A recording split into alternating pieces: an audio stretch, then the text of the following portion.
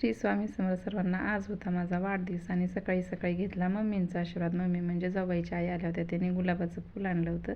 मला दिलं, तुझा वाढदिवस आहे म्हणलं, तुला गुलाबाचं फूल घे. मग मी घेतलं आणि केसात घातलं. आणि आल्या होत्या बहिणी माझ्या आणि बहिणीचा मुलगा.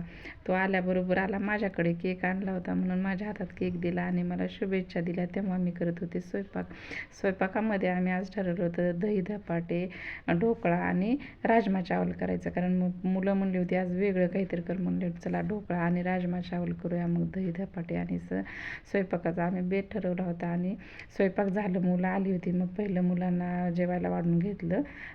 मुलांचं जेवण झाल्याच्या नंतर आम्ही बसलो जेवायला. मग आमची पण जेवणं झाली. तेव्हा मुलं म्हणली की आत्ता पटकन केक कट करून घेऊ दुपारीच, कारण त्यांना नंतर जायचं होतं ट्युशनला. मग आमचं झालं की लगेच पटकन आम्ही दुपारीच केक कट करून घेतला. खरंच म्हणतात ना, बहिणीशिवाय काही शोभा नाही, ते बरोबरच आहे. कारण माझ्या आयुष्यात तर 4 बहिणी आहेत.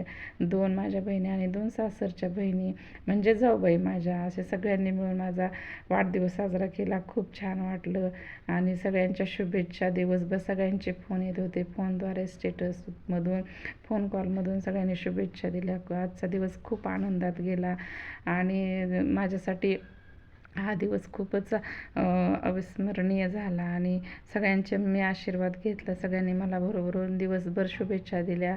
सगळ्यांच्या आशीर्वादाने आजचा दिवस खूप छान गेला. सर्वांना श्री स्वामी समर्थ.